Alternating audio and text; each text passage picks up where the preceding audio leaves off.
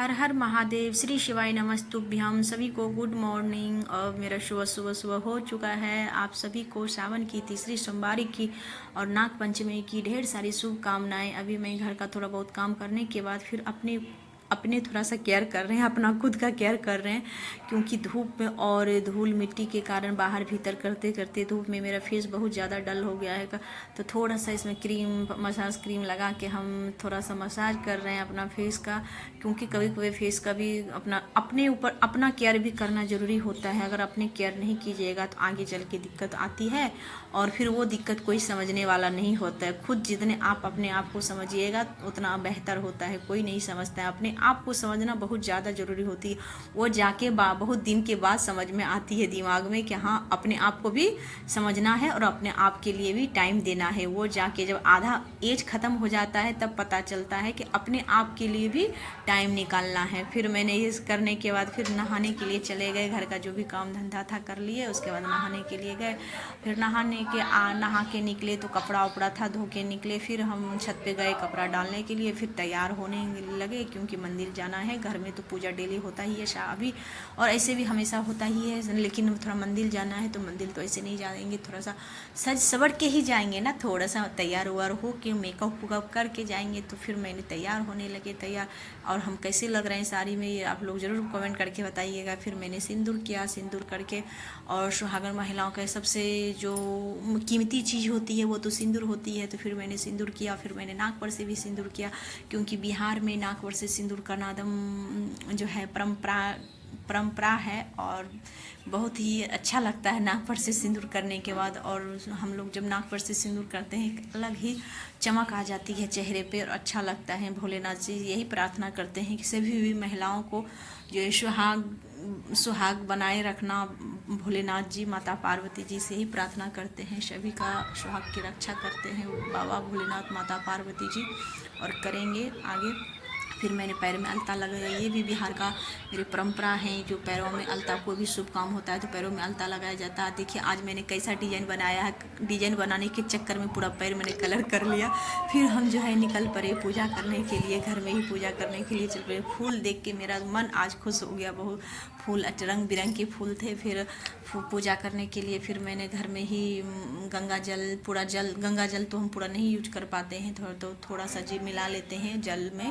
गंगा जल मिला के फिर जैसे हम डेली का रूटीन है, बाबा का स्नान करवाते हैं। फिर नंदी महाराज को, नाग महाराज को थाली उनका धोते हैं, धो के फूल पत्ती और चंदन टीका अबीर सब चढ़ाते हैं। फिर उनको डेली गणेश जी को हम दुर्भा चढ़ाते हैं। ये सब जो भी है सब करके उनका जैसे चढ़ाते हैं, अक्षत चढ़ाते हैं, फिर भांग चढ़ाते हैं।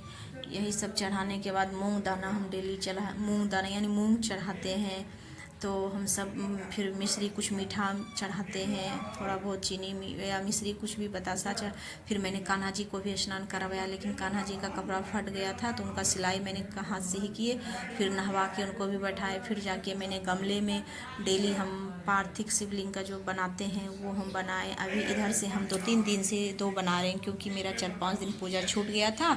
तो 1 महीने की गिनती कैसे आएगी सावन में, तो इसीलिए हम 2 पार्थिव शिवलिंग बना रहे हैं। तो दोनों को पूजा मैंने जैसे करते हैं वैसे किए। और आज नाग पंचमी है तो मैंने समी के पत्र चढ़ा के शिवलिंग पर से उठा के फिर मेन गेट के पास रखे, और आस्तिक मुनि जन्मा जय करके मैंने बोल के चढ़ाए। आस्तिक मुनि जन्मा जय बोल के फिर मैंने गेट पे रखा। और ये करने से होता है क्या, घर में सांप नहीं आते हैं।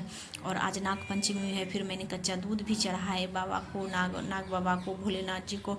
फूल पत्ती बेलपत्र सब चढ़ा के चंदन लगा के बेलपत्र को चढ़ाए, और कच्चा सूत जनेऊ के रूप में कच्चा सूत बाबा को चढ़ाए। फिर कथा मैंने शिव चालीसा कहा, शिव चालीसा पाठ किया। पाठ करने के बाद फिर हम आरती किए बाबा का, सब चीज़ मेरा हो गया। तो फिर मैंने बाबा का आरती किया। आरती करने के बाद पूरा घर में हम आरती दिखाए। सब भगवान का मैंने आरती कर लेते हैं, शॉर्टकट में ही कर देते हैं। उसके बाद फिर घर में भी कपूर और लौंग का धुआं घर में भी दिखाते हैं। अभी डेली कपूर जलाते हैं, ऐसे कभी कभी बीच बीच में हम जलाते हैं, सप्ताह में 1 दिन 2 दिन। फिर मैंने फूल, जो भी फूल था सभी फूल से बाबा को सजा दिए, क्योंकि अच्छे लगते हैं सजे हुए भगवान। ना बहुत ही प्यारे लगते हैं और भगवान भी खुश होते हैं और पूजा करने वाली पुजारी भी खुश हो जाते हैं फूल देख के ही।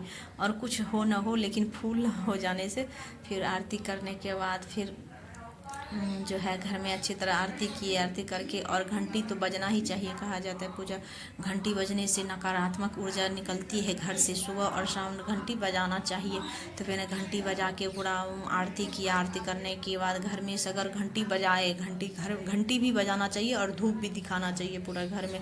तो वही किए दिखाने, किचन में, मेन गेट इधर सगर जितने भी रूम हॉल है, मेन गेट है। फिर मैंने विसर्जन किया पार्थिव शिवलिंग का जो है क्षमा याचना करके फिर हम निकल पड़े मंदिर की और बाहर पूजा करने के लिए शिवलिंग देखो अच्छा लग रहा है लेके भी जा रहे, चप्पल पहन के जा रहे ऐसे क्योंकि करके। बहुत ज़्यादा है। तो फिर मंदिर में गए तो मंदिर में भीड़ कम थी, उतना नहीं थी अगले सोमवार के जो पिछले सोमवार की तरह, लेकिन हाँ थी भीड़, शिव चर्चा हो रहा था बगल बाजार में ही वही मंदिर में ही। तो फिर मैंने पूजा किया वहाँ पर